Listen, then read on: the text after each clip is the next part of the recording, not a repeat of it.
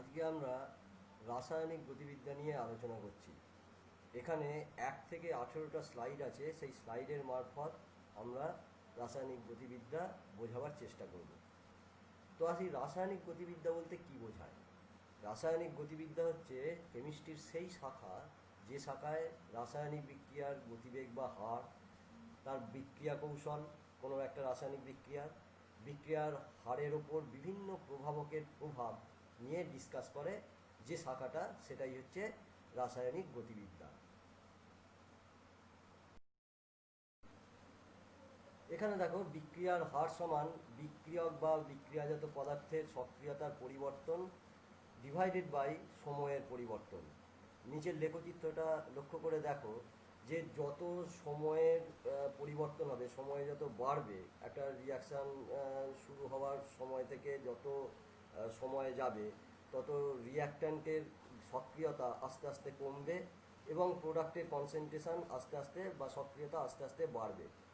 At time T is equal to zero, বা বিক্রিয়ার শুরুতে যেখানে প্রোডাক্টের সক্রিয়তা শূন্য, যত আমরা সময় যাবে দেখবে কি না, রিয়াক্ট্যান্টের কনসেন্ট্রেশন আস্তে আস্তে বা সক্রিয়তা আস্তে আস্তে বাড়ছে, কমছে, এবং প্রোডাক্টের সক্রিয়তা আস্তে আস্তে বাড়ছে।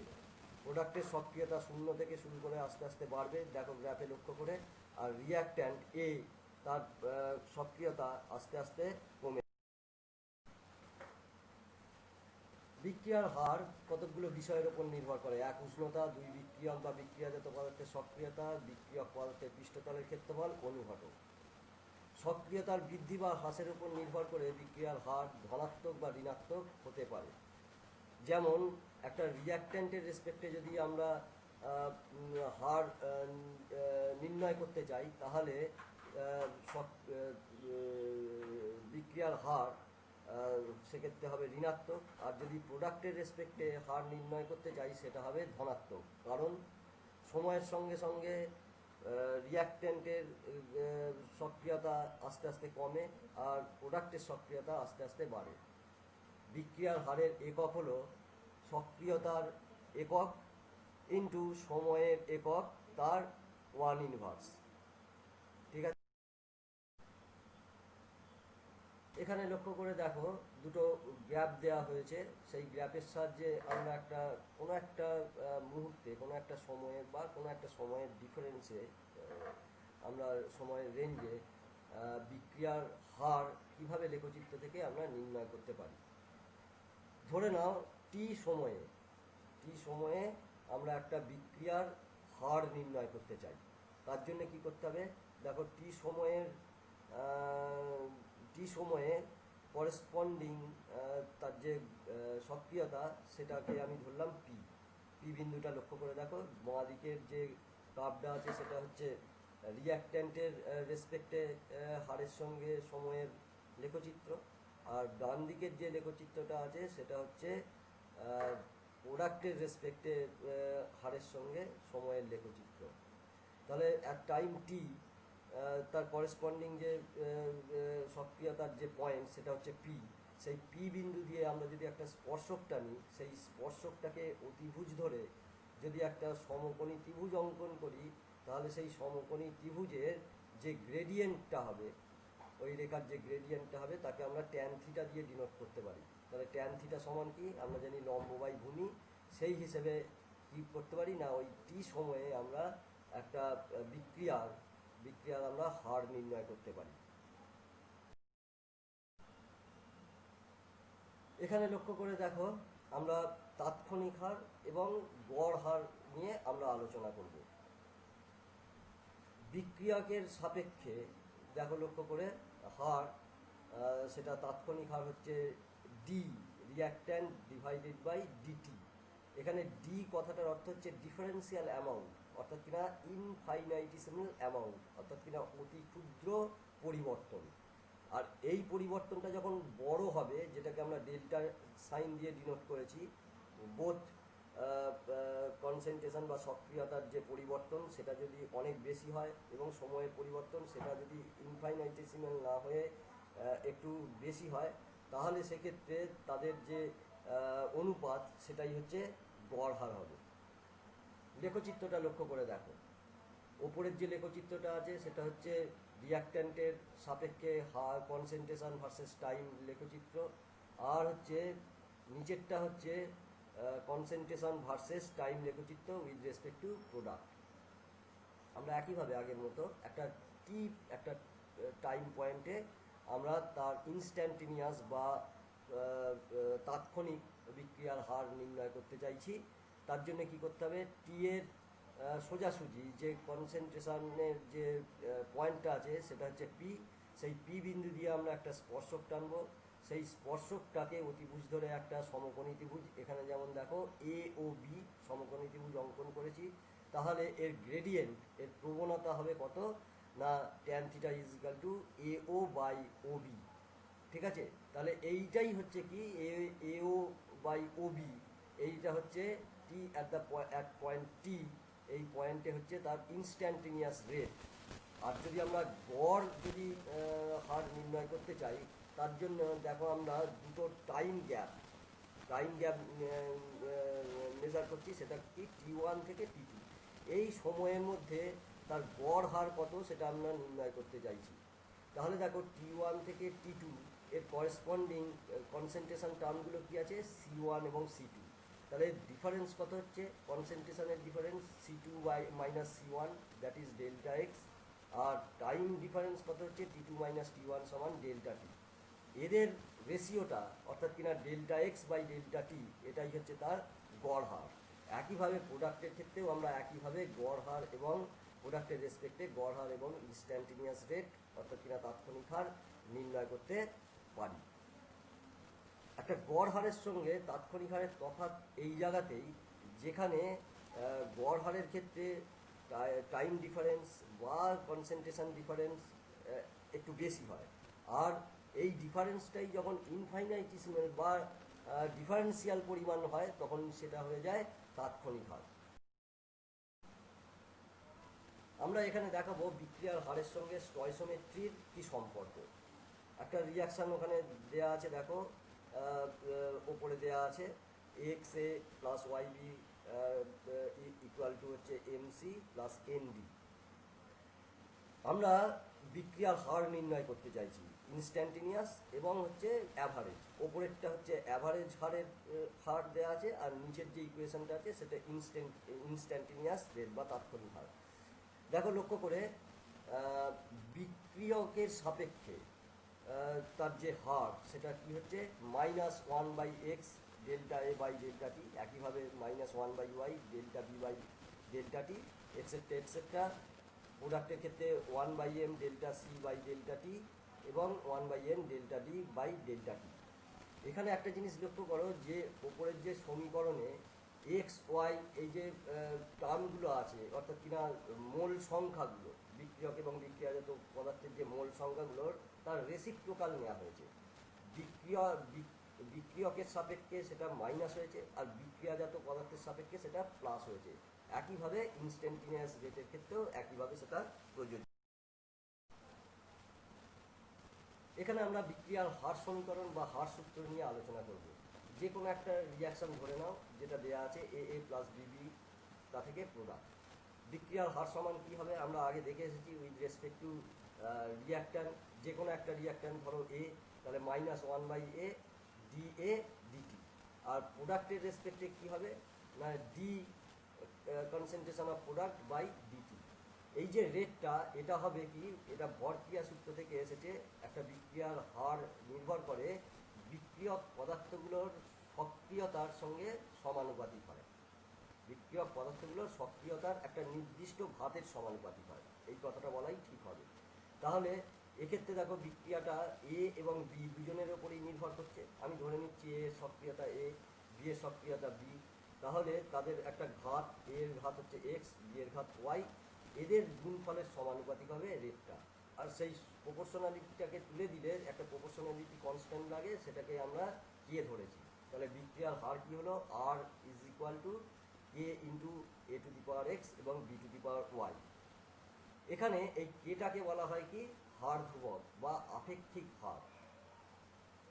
একটা নির্দিষ্ট উষ্ণতায় কোনো নির্দিষ্ট বিক্রিয়ার ক্ষেত্রে এই কে এর মানটা ধ্রুবক, এবং এই কে এর মানটা একটা নির্দিষ্ট উষ্ণতায়, একটা কে এর মানটা হচ্ছে একটা নির্দিষ্ট বিক্রিয়ার ক্ষেত্রে তার চারিত্রিক বৈশিষ্ট্য নির্দিষ্ট থাকে। আর এখানে দেখো এই যে এক্স এবং ওয়াইকে বলা হয় এ এর সাপেক্ষে ওই বিক্রিয়ার ক্রম, এবং ওয়াই এর সাপেক্ষে ওই বিক্রিয়ার, বি এর সাপেক্ষে ওয়াইকে বলা হয় বি এর সাপেক্ষে ওই বিক্রিয়ার ক্রম। আর ওভারঅল ক্রম হচ্ছে এক্স প্লাস ওয়াই। এবং মজার ব্যাপার হচ্ছে এই এক্স এবং ওয়াইটা এ এবং বি এর সঙ্গে সমান হতেও পারে, আবার নাও পারে। একটা বিক্রিয়ার হার সমীকরণ বা হার সূত্র পরীক্ষার দ্বারা নির্ধারিত হয়, এটা রিয়াকশন স্টয়সিওমেট্রির ওপর নির্ভর করে। আমরা এখানে দেখাবো বিক্রিয়ার ক্রম এবং আণবিকতার মধ্যে তুলনামূলক একটা আলোচনা করতে চাইছি। বিক্রিয়ার ক্রম হচ্ছে বিক্রিয়ক পদার্থগুলোর, আমরা আগে দেখে এসেছি, সক্রিয়তার ঘাত যা বিক্রিয়ার হারের সমানুপাতিক। আর বিক্রিয়ার ক্রম হলো ওই ঘাতগুলোর সমষ্টি, আমরা আগে দেখে এসেছি। আর আণবিকতা হচ্ছে একটা মৌলিক বিক্রিয়া, যে বিক্রিয়াগুলো এক ধাপে সম্পন্ন হয় তাদের মৌলিক বিক্রিয়া বলে। মৌলিক বিক্রিয়ার ক্ষেত্রে মোট যতগুলো অণু বা পরমাণু বা আয়ন, বিক্রিয়ক অণু, পরমাণু বা আয়ন ওই বিক্রিয়ায় অংশগ্রহণ করে, তার মোট সংখ্যাই হচ্ছে ওই বিক্রিয়ার আণবিকতা। মৌলিক বা যৌগিক বিক্রিয়ার ক্ষেত্রে ক্রম প্রযোজ্য, তবে যৌগিক বিক্রিয়ার ক্ষেত্রে যখন একটা বিক্রিয়া বহু ধাপে সম্পন্ন হয় তাকে যৌগিক বিক্রিয়া বলে। সেই ধাপগুলোর মধ্যে কোনোটার হার বেশি, কোনোটার হার কম, এই রকম হতে পারে। তো একটা যৌগিক বিক্রিয়ার ক্ষেত্রে এই ধাপগুলোর মধ্যে যেটা স্লোয়েস্ট, অর্থাৎ কিনা যেটা মন্থর, সবচেয়ে মন্থর, সেটাকে বলা হয় আরডিএস বা রেট ডিটারমিনিং স্টেপ, হার নির্ণায়ক ধাপ। তো সেই হার নির্ণায়ক ধাপে যে বিক্রিয়কগুলো আছে, সেই বিক্রিয়কগুলোর সক্রিয়তার যে ঘাতগুলো আছে, সেই ঘাতের সমষ্টি হচ্ছে ওই যৌগিক বিক্রিয়ার ক্রম, আগের মতোই। কিন্তু যৌগিক বিক্রিয়ার ক্ষেত্রে আণবিকতার কোনো অর্থ নেই। ক্রম একটা পরীক্ষালব্ধ মান, আমরা আগে দেখে এসেছি। ক্রম পরীক্ষালব্ধ মানের, পরীক্ষালব্ধ বিষয়ের উপর নির্ভর করে ক্রমের মান নির্ণয় করা হয়। প্রভাবকের ওপর নির্ভরশীল ক্রম, অর্থাৎ কিনা তার উষ্ণতা, বিক্রিয়ার গাঢ়ত্ব, তার অংশচাপ ইত্যাদির ওপর নির্ভরশীল ক্রম। কিন্তু আণবিকতা একটা তাত্ত্বিক মান এবং প্রভাবকের ওপর নির্ভরশীল নয়। ক্রমের মান ধনাত্মক হতে পারে, নেগেটিভ হতে পারে, শূন্য হতে পারে, ভগ্নাংশ হতে পারে, কিন্তু আণবিকতা সর্বদা ধনাত্মক পূর্ণ সংখ্যা, না ভগ্নাংশ, না ঋণাত্মক, না শূন্য। হার ধ্রুবক বনাম বিক্রিয়ার হার। হার ধ্রুবকের মান যত বেশি হবে বিক্রিয়ার হার তত দ্রুত হবে। একটা নির্দিষ্ট উষ্ণতায় কোনো বিক্রিয়ার হার ধ্রুবকের মান স্থির, এবং এটি একটি বিক্রিয়ার চারিত্রিক বৈশিষ্ট্য, আগে উল্লেখ করা হয়েছে। যদি কোনো বিক্রিয়ায় বিক্রিয়ক পদার্থগুলোর সক্রিয়তা যদি একক হয়, আমরা হার সমীকরণ থেকে দেখবে সেখানে দেয়া ছিল R is equal to K into concentration of A, বা সক্রিয়তা অফ এ তার একটা নির্দিষ্ট ভাগ, আর সক্রিয়তা বি তার একটা নির্দিষ্ট ভাগ। আমরা যদি এই সক্রিয়তাগুলোকে একক ধরে নিই, তাহলে A to the power A, B to the power B, এগুলো হয়ে যাচ্ছে কত, এদের গুণফল হয়ে যাচ্ছে 1।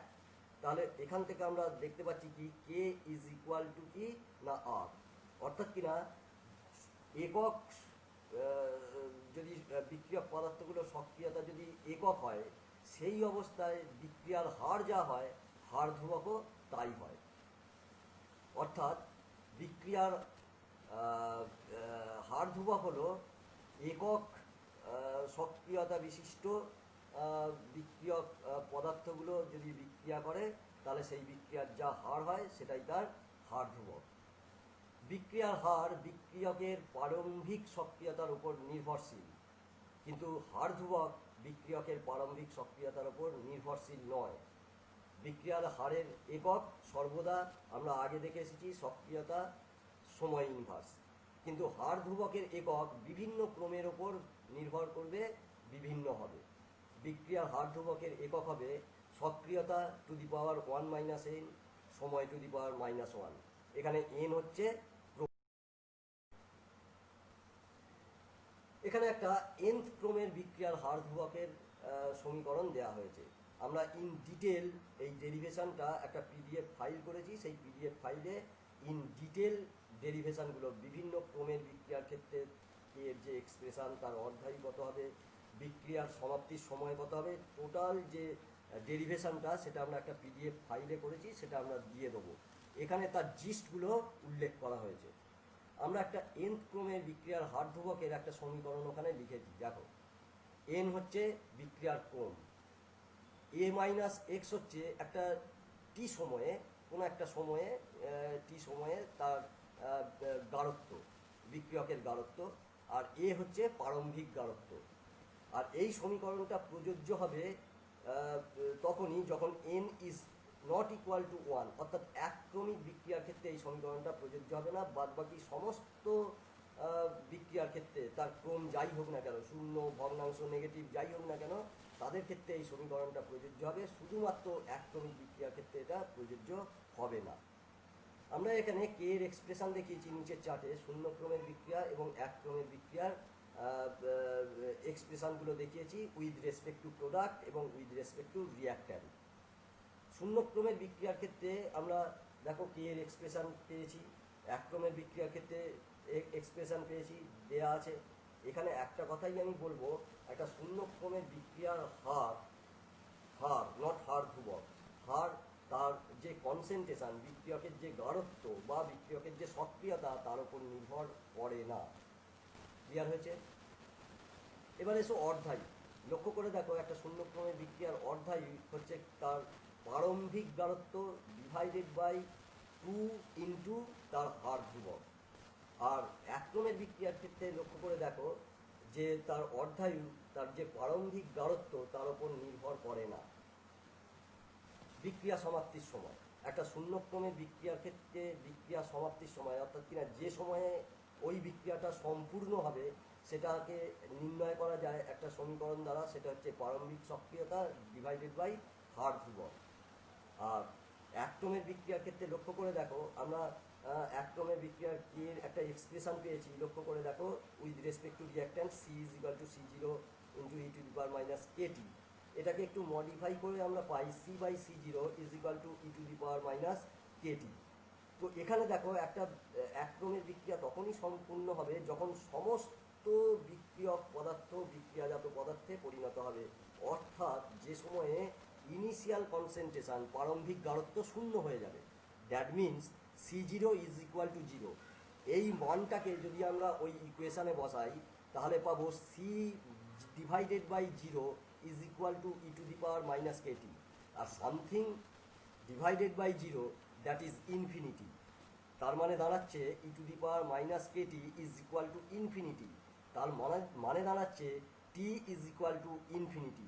অর্থাৎ কিনা একটা প্রথম ক্রমের বিক্রিয়া সম্পূর্ণ হতে সময় লাগে অসীম, অর্থাৎ একটা প্রথম ক্রমের বিক্রিয়া কখনোই সম্পূর্ণ হবে না। এখানে আমরা জিরো অর্ডার এবং ফার্স্ট অর্ডারের বিক্রিয়ার concentration versus time graph plot করেছি বিভিন্ন কন্ডিশনে। আমরা জানি যে কোনো একটা বিক্রিয়ার ক্ষেত্রে যত সময় যাবে বিক্রিয়কের যে গাঢ়ত্ব সেটা আস্তে আস্তে বা অ্যাক্টিভিটি আস্তে আস্তে কমবে। তাহলে সেই হিসেবে দেখো, প্রথম যে লেখচিত্রটা আছে একটা শূন্য অর্ডার বিক্রিয়ার এ গাঢ়ত্ব ভার্সেস টাইম, এর যে লেখচিত্রটা সেটা কি হবে, সেটা হচ্ছে একটা স্ট্রেট লাইন হবে। তার কারণ আমরা জানি যে X is equal to zero order রিয়াকশনের ক্ষেত্রে আমরা দেখে এসেছি X is equal to KT বা C0 minus C is equal to KT। অর্থাৎ কিনা এটা একটা ইকুয়েশান যেটা হচ্ছে এর সঙ্গে related y is equal two mx plus c, যেখানে c ইজ ইকুয়াল টু 0। অর্থাৎ কিনা একটা স্ট্রেট লাইন পাবো এবং যার স্লোপ হবে নেগেটিভ স্লোপ। ক্লিয়ার হয়েছে? বেশ, পরের এটা গ্রাফটা লক্ষ্য করো। এখানে আমরা ln A নিয়েছি, ln কনসেন্ট্রেশন নিয়েছি। তাহলে ln কনসেন্ট্রেশন সমান ln T। অর্থাৎ কিনা এর যে স্লোপটা হবে, এই স্লোপটা হবে একটা এক্সপোনেনশিয়াল কার্ভ হবে। লক্ষ্য করে দেখো, এক্সপোনেনশিয়াল হয়েছে। আর শেষের যে কার্ভটা হয়েছে সেটা অনেকটা প্রথম কার্ভের ঠিক বিপরীত, অনেকটা। ওখানে যেমন ছিল কমেছে, যখন A ভার্সেস T ছিল সেটা যেমন কমেছে, যখন এর রেসিপ্রোকাল হবে, এ যদি কমে 1/a বাড়বে, তাহলে টাইমের রেসপেক্টে কি হচ্ছে না বাড়ছে, সেটাই হয়েছে, লক্ষ্য করে দেখো। এবার ফার্স্ট অর্ডার বিক্রিয়ার ক্ষেত্রে দেখো কনসেন্ট্রেশন ভার্সেস টাইম গ্যাপটা কীরকম হয়। আমরা ইকুয়েশন কি দেখে এসেছি, ইকুয়েশন দেখে এসেছি ফার্স্ট অর্ডারের C is equal to C0 into E to the power minus E to the power minus KT. C is equal to C0 into E to the power minus Katie. তাহলে time যত বাড়ছে E to the power minus KT এটা তত কি হচ্ছে, কমছে। তাহলে as a result total ডান দিকের টার্মটা কমছে, তার মানে বাঁ দিকের টার্মটাও কমছে। তাহলে টাইম যত বাড়ছে তত সি এর ভ্যালুটাও আস্তে আস্তে কি হচ্ছে, কমছে, কিন্তু কমাটা কীরকম হচ্ছে, এক্সপোনেনশিয়াল। আমরা একটা রেক্ট্যাঙ্গুলার হাই প্যারাবোলিক একটা কার্ভ পেয়েছি, লক্ষ্য করে দেখো। এবং মজার বিষয় দেখো, এটাকে আমি যতদূর যদি বাড়াই, বর্ধিত করি, কার্ভটার নেচার এমন দেখো, এটা কখনোই ছেদ করবে না, এক্স অক্ষকে কখনোই ছেদ করবে না, অর্থাৎ কিনা কখনোই এই বিক্রিয়াটা কমপ্লিশনের দিকে এগিয়ে যাবে না, কখনোই শেষ হবে না। গ্রাফ থেকে বুঝতে পারছো নিশ্চয়ই। এবার আমরা এটাকে কি করছি, ln নিচ্ছি। তাহলে ln c, তাহলে কি হবে, ln c সমান ln C0 minus E to the power minus যেটা কেটি ছিল সমান কি হচ্ছে, মাইনাস কেটি। তার মানে দাঁড়াচ্ছে, যদি আমি দুপাশে যদি ln নিই, তাহলে দাঁড়াবে কি, actually c ln c is equal to ln C0 minus Katie. তাহলে এই ইকুয়েশনটাকে যদি আমি রিলেট করি একটা স্ট্রেট লাইন ইকুয়েশনের সঙ্গে, y is equal two mx plus c, এর সঙ্গে যদি রিলেট করি, এখানে c হচ্ছে ln C0, তাহলে একটা নেগেটিভ স্লোপযুক্ত আমরা একটা স্ট্রেট লাইন পাবো। এবং দেখো ওই স্লোপ থেকে আমরা কে এর ভ্যালুটা পেয়ে যাব। আগে যেমন আমরা নির্ণয় করেছিলাম স্লোপ থেকে কে এর ভ্যালু, এই স্লোপ থেকে আমরা এখানে বোধ জিরো অর্ডার এবং ফার্স্ট অর্ডারের ক্ষেত্রে স্লোপ থেকে আমরা কে এর ভ্যালুটা পেয়ে যাব। আর থার্ড গ্র্যাফ যেটা আছে সেটা হচ্ছে ফার্স্ট গ্র্যাফের ঠিক বিপরীত। যেমন এ ভার্সেস টাইম, যেমন টাইমের রেসপেক্টে এ কমছে, তাহলে 1/a টাইমের রেসপেক্টে কী হবে, বাড়বে, এক্সপোনেনশিয়ালি বাড়বে। সেইভাবেই লেখচিত্রটা। এখানে আমরা রেটের সঙ্গে, নট রেট কনস্ট্যান্ট, রেটের সঙ্গে কনসেন্ট্রেশনের আমরা গ্র্যাফ টেনেছি বিভিন্ন বিক্রিয়ার ক্ষেত্রে। আমি মেনলি জিরো অর্ডার এবং ফার্স্ট অর্ডার নিয়ে আলোচনা করব। একটা জিরো অর্ডার রিয়াকশানের ক্ষেত্রে আমি বলেছিলাম আগে যে তার হারটা তার গাঢ়ত্বের ওপর নির্ভর করে না। সেই কারণে আমরা দেখো এক্স অক্ষের প্যারালাল একটা স্ট্রেট লাইন পেয়েছি, কারণ এক্ষেত্রে রেট কনসেন্ট্রেশনের ওপর নির্ভর করে না, সমস্ত কনসেন্ট্রেশনের ক্ষেত্রেই রেটটা ধ্রুবক।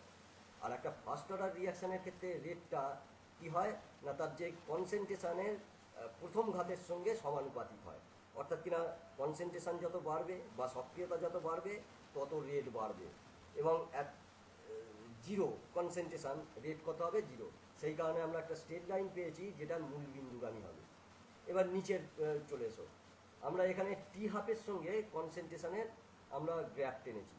একটা জিরো অর্ডার রিয়াকশানের ক্ষেত্রে তোমরা দেখে এসেছো যে টি হাফ সমান কী হয়, a/2k, অর্থাৎ কনসেন্ট্রেশন যত বাড়বে কনসেন্ট্রেশনের সঙ্গে সমানুপাতিক টি হাফটা। কনসেন্ট্রেশন যত বাড়বে, অ্যাক্টিভিটি যত বাড়বে, টি হাফের ভ্যালুও তত বাড়বে। কনসেন্ট্রেশন যখন জিরো, টি হাফও জিরো। তাই আমরা একটা মূল বিন্দুগামী সরল রেখা পেয়েছি। আর ফার্স্ট অর্ডারের ক্ষেত্রে আমরা দেখে এসেছি যে তার যে টি হাফ সেটা ইনিশিয়াল কনসেন্ট্রেশনের ওপর ডিপেন্ডেন্ট নয়। সেই কারণে যে কোনো কনসেন্ট্রেশনের ক্ষেত্রেই টি হাফটা কী হবে, ধ্রুবক হবে। তাই আমরা এক্স অক্ষের সমান্তরাল একটা স্ট্রেট লাইন পাবো। আর সেকেন্ড অর্ডার এবং থার্ড অর্ডারের বিভিন্ন কন্ডিশনে, এখানে যেমন জিরো অর্ডারের ক্ষেত্রে কনসেন্ট্রেশন টি হাফ ভার্সেস কনসেন্ট্রেশন একটা গ্রাফ টেনেছি, সেকেন্ড অর্ডারের ক্ষেত্রে টি হাফ ভার্সেস 1/a, এবং থার্ড অর্ডার রিয়াকশানের ক্ষেত্রে টি হাফ ভার্সেস 1/a² যদি আমরা গ্রাফ টানি, অনুরূপ হবে জিরো অর্ডার রিয়াকশানের মতো। এখানে আমরা আসছি ছদ্ম এক আণবিক বিক্রিয়া নিয়ে আলোচনা করব, বা ছদ্ম এক ক্রমিক বিক্রিয়া নিয়ে আলোচনা করব। এক আণবিক বিক্রিয়া কথাটার অর্থ কী? এক আণবিক বিক্রিয়া কথাটার অর্থ হচ্ছে বিক্রিয়ায় যদি একটা বিক্রিয়ক অণু অংশগ্রহণ করে, একটা বিক্রিয়ক যদি বিক্রিয়ায় অংশগ্রহণ করে তাকে এক আণবিক বিক্রিয়া বলে। বাস্তবে কিছু বিক্রিয়া আছে যারা প্রকৃত অর্থে এক আণবিক নয়, অর্থাৎ কিনা বিক্রিয়ায় একের অধিক বিক্রিয়ক পদার্থ অংশগ্রহণ করে, কিন্তু তা সত্ত্বেও তারা এক আণবিক বা একক্রমিক বিক্রিয়ার মতো আচরণ করে একটা বিশেষ শর্তে। আমি একটা উদাহরণ দিয়ে বলি, সেটা হচ্ছে সুক্রোজের আর্দ্র বিশ্লেষণ, বা হচ্ছে কোনো একটা এস্টারের অ্যাসিড মাধ্যমে আর্দ্র বিশ্লেষণ। এই আর্দ্র বিশ্লেষণে কি হয়, জল থাকে, অ্যাসিড থাকে এবং একটা এস্টার থাকে। এবং লক্ষ্য করে দেখব এখানে এস্টারের যে কনসেন্ট্রেশন তার তুলনায় জলের কনসেন্ট্রেশন বহু গুণ বেশি, যার ফলে বিক্রিয়াটার শুরু থেকে শেষ পর্যন্ত জলের গাঢ়ত্বের সেই রকম কোনো পরিবর্তন হয় না। তাহলে জলের গাঢ়ত্ব, বিক্রিয়াটা যতক্ষণ চালু থাকে জলের গাঢ়ত্ব প্রায় কনস্ট্যান্ট থাকে, কোনো পরিবর্তন হয় না। কাজেই বিক্রিয়ার হারটা জলের গাঢ়ত্বের উপর নির্ভরশীল নয়, শুধুমাত্র এস্টারের কনসেন্ট্রেশন বা গাঢ়ত্বের ওপরেই নির্ভর করে। কাজেই আমরা দেখতে পাচ্ছি যদিও এই বিক্রিয়ায় দুটো অণু অংশগ্রহণ করেছে, বিক্রিয়ার হার একটা মাত্র অণুর ওপর নির্ভরশীল, অর্থাৎ কিনা এস্টারের অণুর ওপর নির্ভরশীল। কাজেই এক্ষেত্রে বিক্রিয়াটা এক আণবিক বা একক্রমিক বিক্রিয়ার মতো আচরণ করে, তাই এই বিক্রিয়াটা হচ্ছে ছদ্ম এক আণবিক বিক্রিয়া। এখানে আমরা বিক্রিয়ার হারের ওপর উষ্ণতার প্রভাব নিয়ে আলোচনা করব, যাকে আমরা বলি আর্হেনিয়াস সমীকরণ। দেখা গেছে যে অধিকাংশ সমসত্ব বিক্রিয়া মানে বিক্রিয়াজাত পদার্থগুলোর অবস্থা সমান। তো অধিকাংশ সমসত্ব বিক্রিয়ার ক্ষেত্রে দেখতে পাবো আমরা প্রতি 10 ডিগ্রি সেন্টিগ্রেড উষ্ণতার বৃদ্ধিতে একটা রাসায়নিক বিক্রিয়ার হার 2 থেকে 3 গুণ বৃদ্ধি পায়। এর ওপর ভিত্তি করে, এই অবজারভেশনের ওপর ভিত্তি করে আর্হেনিয়াস বিক্রিয়ার হার ধ্রুবক এবং উষ্ণতার একটা সম্পর্ক তিনি প্রতিষ্ঠা করেন। সেই সম্পর্কটা দেয়া আছে কি, এখানে দেয়া আছে দেখো, K is equal to A into E to the power minus E by R T. এখানে কে হচ্ছে হার ধ্রুবক। আর কেন হার ধ্রুবক? হার ধ্রুবক যত বাড়বে বিক্রিয়ার হারও তত বাড়বে, আমরা আগে উল্লেখ করেছি। তাহলে কে হচ্ছে হার ধ্রুবক, এ হচ্ছে বিক্রিয়ার কম্পাঙ্ক গুণাঙ্ক বা ফ্রিকোয়েন্সি ফ্যাক্টর, যেটা ডিপেন্ড করে কার ওপর, নাম্বার অফ কলিশন পার সেকেন্ডের ওপর। আমরা পরে পড়বো, সংঘর্ষ তত্ত্বে আমরা আসবো, তখন আমরা বলবো যে একটা বিক্রিয়া সংঘটিত হয় বিক্রিয়া অণুগুলোর সংঘর্ষের ফলে। তাহলে একটা সেকেন্ডে যতগুলো সংঘর্ষ হয় তার সংখ্যাটাই হচ্ছে কি এই ফ্রিকোয়েন্সি ফ্যাক্টর বা বিক্রিয়ার কম্পাঙ্ক গুণাঙ্ক। ই টার্মটা হচ্ছে, ক্যাপিটাল ই টার্মটা হচ্ছে অ্যাক্টিভেশন এনার্জি, আর গ্যাস ধ্রুবক টি হচ্ছে পরম উষ্ণতা, যে উষ্ণতায় বিক্রিয়াটা সংঘটিত হচ্ছে। এখানে একটা জিনিস বলি, এই যে এ এবং ই এই দুটো হচ্ছে ধ্রুবক, যাদের মান বিক্রিয়ার প্রকৃতির ওপর নির্ভরশীল, অর্থাৎ একটা নির্দিষ্ট বিক্রিয়ার ক্ষেত্রে ই এবং এ এর মান ধ্রুবক। ক্লিয়ার হয়েছে? এবার এখানে একটা জিনিস লক্ষ্য করে দেখো, E to the power minus E by R T, এটা হচ্ছে একটা একক বিহীন রাশি। তার কারণ কি, ই এর একক হচ্ছে এনার্জি পার মোল বা এনার্জি মোল ইনভার্স, আর এর একক energy mole inverse time inverse, আর একটা টাইমের একক আছে। তাহলে নিচে কি দাঁড়াচ্ছে, energy mole inverse time inverse into time, তার মানে এনার্জি মোল ইনভার্স, আর উপরে আছে এনার্জি মোল ইনভার্স, কেটে যাচ্ছে, ইউনিটলেস ফ্যাক্টর হচ্ছে। তাহলে E to the power minus E by R T এটা ইউনিটলেস, তাহলে এর এককটা হবে কে এর এককের সমান। ক্লিয়ার হয়েছে? এখানে আর একটা জিনিস বলি, সেটা হচ্ছে প্রতি 10 ডিগ্রি সেন্টিগ্রেড উষ্ণতার প্রতি 10 ডিগ্রি উষ্ণতার ব্যবধানে আমরা দেখতে পাচ্ছি একটা বিক্রিয়ার হার বৃদ্ধি পায়। কাজেই আমি বলতে পারি যে প্রতি 10 ডিগ্রি উষ্ণতার ব্যবধানে একটা রাসায়নিক বিক্রিয়ার যে দুটো হার পাবো, হার ধ্রুবক পাবো, সেই হার ধ্রুবকদের অনুপাতকে বলা হয় ওই বিক্রিয়ার উষ্ণতা গুণাঙ্ক বা টেম্পারেচার কোএফিসিয়েন্ট। সংঘর্ষ তত্ত্ব বা কলিশন থিওরি এর মূল বিষয়গুলো কি? এখানে বলা হচ্ছে বিক্রিয়ক পদার্থের অণুগুলোর পরস্পর সংঘর্ষে লিপ্ত হলে তবেই বিক্রিয়া হয়। মোট সংঘর্ষ সংখ্যার খুব সামান্য অংশই বিক্রিয়া ঘটাতে সম্পন্ন হয়। আর কার্যকরী সংঘর্ষ ঘটাবার জন্য বিক্রিয়ক অণুগুলোকে একটা ন্যূনতম শক্তি লাভ করতে হয়, যাকে সূচনা শক্তি বলে। এখানে একটা কথা বলি, কার্যকরী সংঘর্ষ বলতে কি বোঝায়? কার্যকরী সংঘর্ষ হচ্ছে সেই সংঘর্ষ যে সংঘর্ষের ফলে বিক্রিয়ক অণুগুলো বিক্রিয়া করে বিক্রিয়াজাত পদার্থে পরিণত হয়। তো এই যে সূচনা শক্তি কথাটা বলা হলো, সূচনা শক্তি অ্যাকচুয়ালি কি? সূচনা শক্তি হচ্ছে সক্রিয়করণ শক্তি প্লাস বিক্রিয়ক অণুগুলোর গড় গতি শক্তি। অ্যাকচুয়ালি যে কোনো একটা উষ্ণতায় বিক্রিয়ক অণুগুলোর একটা নির্দিষ্ট শক্তি থাকে, গতিশক্তি থাকে, সেগুলোই হচ্ছে কি না বিক্রিয়ক অণুগুলোর গড় গতিশক্তি। আর সূচনা শক্তি লাভ করতে গেলে বিক্রিয়ক অণুগুলোকে এই শক্তির থেকেও আরও কিছু বেশি শক্তি, আরও কিছু শক্তি অর্জন করতে হয়। সেই শক্তিটাই হচ্ছে সক্রিয়করণ শক্তি। তার মানে দাঁড়াচ্ছে যে একটা কার্যকরী সংঘর্ষ ঘটিয়ে বিক্রিয়া পদার্থগুলোর বিক্রিয়াজাত পদার্থে পরিণত করতে গেলে তাকে সূচনা শক্তি অর্জন করতে হয়। এটাকে আমরা বলি কি শক্তিজনিত বাধা অতিক্রম করা। অর্থাৎ বিক্রিয়ক অণুগুলোকে একটা শক্তিজনিত বাধা অতিক্রম করতে হয়, অর্থাৎ সূচনা শক্তি অর্জন করতে হয়। আর দুই, বিন্যাসগত বাধা অতিক্রম করতে হয়, অর্থাৎ সংঘর্ষটা হতে হবে মুখোমুখি সংঘর্ষ। যেমন ধরো দুটো কার্বন মনোক্সাইডের অণুর মধ্যে সংঘর্ষ ঘটাচ্ছি, কীরকম হতে পারে? কার্বন মনোক্সাইডের দুটো এন্ড, একটা কার্বন এন্ড একটা অক্সিজেন এন্ড। যদি সংঘর্ষটা এইরকম হয়, একটার কার্বন অপরটার অক্সিজেন, বা একটার অক্সিজেন অপরটার কার্বন, সেটা মুখোমুখি সংঘর্ষ নয়। হতে হবে কীরকমভাবে? দুটোরই কার্বন কার্বন অথবা অক্সিজেন অক্সিজেন সংঘর্ষ হতে হবে। একে বলে বিন্যাসগত বাধা। কাজেই কার্যকরী সংঘর্ষ ঘটিয়ে বিক্রিয়ক অণুগুলোকে বিক্রিয়াজাত পদার্থে পরিণত হওয়ার জন্য শুধু সক্রিয়করণ শক্তিই যথেষ্ট নয়, বিক্রিয়ক অণুগুলোকে শক্তিজনিত বাধাও অতিক্রম করতে হবে, অর্থাৎ সূচনা শক্তি অর্জন করতে হবে, এবং বিন্যাসগত বাধা অতিক্রম করতে হবে, অর্থাৎ মুখোমুখি সংঘর্ষে লিপ্ত হতে হবে। আমরা এখানে সক্রিয়করণ শক্তির সম্পর্কে আলোচনা করছি। আমরা আগে দেখে এসেছি যে সূচনা শক্তি সমান কি সক্রিয়করণ শক্তি প্লাস হচ্ছে অণুগুলোর গড় শক্তি। তাহলে দেখো, সূচনা শক্তি প্রাপ্ত করতে গেলে বিক্রিয়ক অণুগুলোকে তাদের যে নিজস্ব যে গতিশক্তি তার থেকে অধিক কিছু ন্যূনতম শক্তি অর্জন করতে হবে। এই ন্যূনতম শক্তিটাই হচ্ছে তার সক্রিয়করণ শক্তি। আমরা দুটো গ্রাফ আমরা প্লট করেছি, একটা এক্সোথার্মিক বিক্রিয়ার ক্ষেত্রে, একটা এন্ডোথার্মিক বিক্রিয়ার ক্ষেত্রে।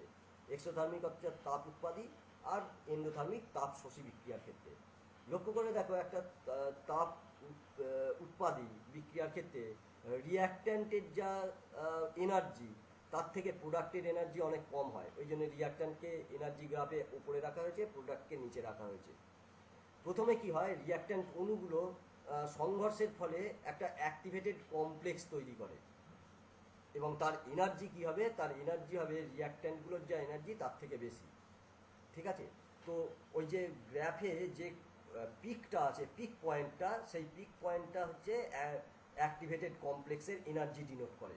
তো রিয়াক্ট্যান্ট থেকে ওই অ্যাক্টিভেটেড কমপ্লেক্স পর্যন্ত যে এনার্জি ডিফারেন্সটা, যাকে আমরা ইএ দিয়ে ডিনোট করেছি, সেটা হচ্ছে activation energy for forward reaction. একইভাবে দেখো, প্রোডাক্ট থেকে ওই অ্যাক্টিভেটেড কমপ্লেক্স পর্যন্ত যে এনার্জি গ্যাপটা, তাকে আমরা বলবো কি যে activation energy for backward reaction. এবং এখানে লক্ষ্য করে দেখো, ফরওয়ার্ড রিয়াকশানের অ্যাক্টিভেশন এনার্জিটা ব্যাকওয়ার্ড রিয়াকশানের অ্যাক্টিভেশন এনার্জির থেকে কম হয়। এটা এন্ডোথার্মিক রিয়াকশানের ক্ষেত্রে ঠিক এর বিপরীত। আর দেখো, রিয়াক্ট্যান্ট এবং প্রোডাক্টের যে এনার্জির গ্যাপটা, তাকে আমরা বলি কি ডেল্টা এইচ, অর্থাৎ কিনা হিট অফ রিয়াকশান। এবং মজার ব্যাপার দেখো, এই হিট অফ রিয়াকশান এক্সোথার্মিক রিয়াকশানের ক্ষেত্রে সেটা নেগেটিভ। তার কারণ কি, delta H is equal to প্রোডাক্টগুলোর যে শক্তি, প্রোডাক্টগুলোর যে গঠন শক্তি, গঠন তাপ, আমরা থার্মোডাইনামিক্সে পড়ে এসেছিলাম, প্রোডাক্টগুলোর গঠন তাপের যোগফল মাইনাস রিয়াক্ট্যান্টগুলোর গঠন তাপের যোগফল। এই যে ডিফারেন্সটা, এই ডিফারেন্সটা হয় নেগেটিভ। সেই কারণে একটা এক্সোথার্মিক বিক্রিয়ার ক্ষেত্রে হিট লিবারেট করে, delta H is equal two negative হয়।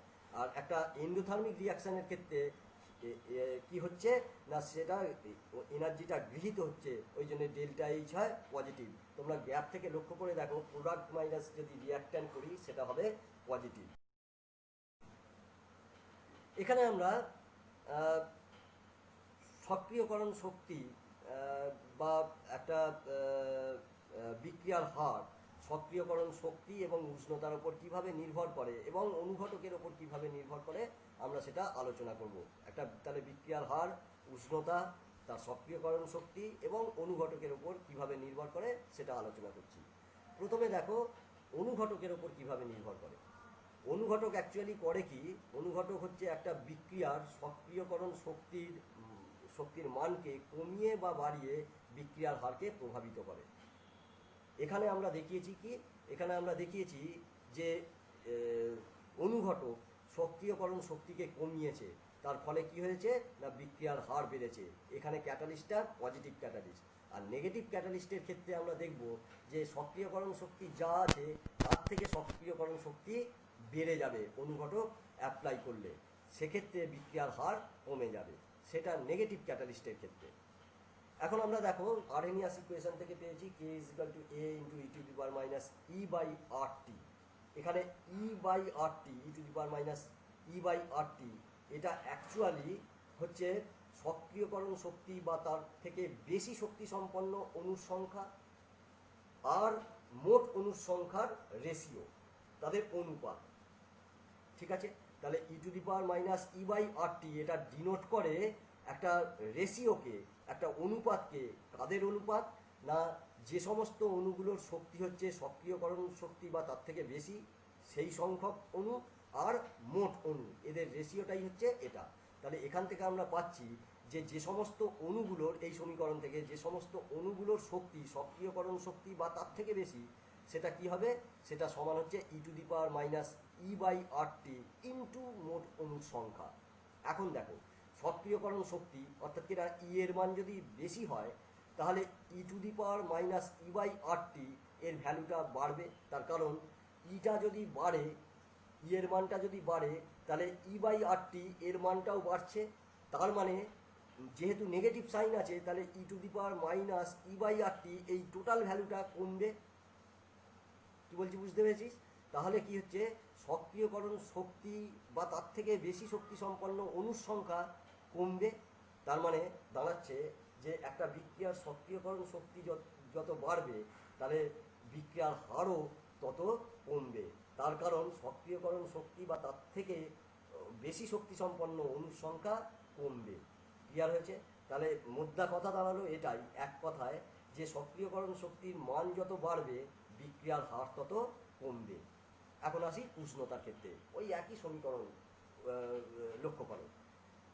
টেম্পারেচার কোথায় আছে? নিচে আছে, ভগ্নাংশের নিচে আছে। তাহলে টেম্পারেচার যদি বাড়ে তাহলে ই বাই আর টি এর ভ্যালুটা কি হচ্ছে, কমছে।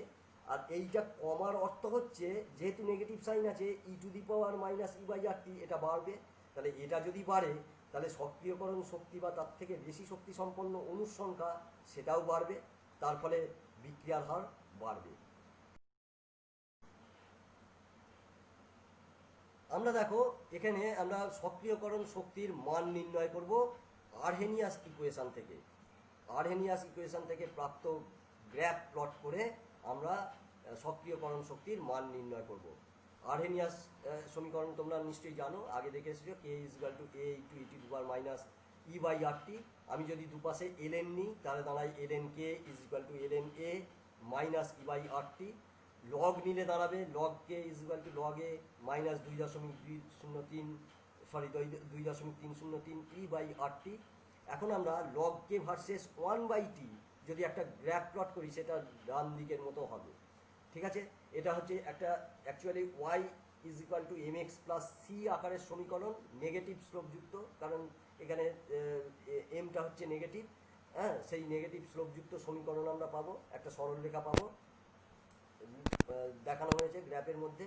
এবং এই যে সরলরেখাটা তার যে গ্রেডিয়েন্ট, সেই গ্রেডিয়েন্টটাই হচ্ছে কি না মাইনাস ই বাই 2.303 আর, অর্থাৎ কিনা এই যে সরলরেখাটা পেলাম এই সরলরেখার প্রবণতা থেকে আমরা মাইনাস ই বাই 2.303 আর এর মানটা পাবো। আর এই মানটা পেয়ে গেলেই আমরা এখান থেকে ই এর মানটা পেয়ে যাব। কিভাবে পাবো না E is equal to minus gradient into 2.303 R.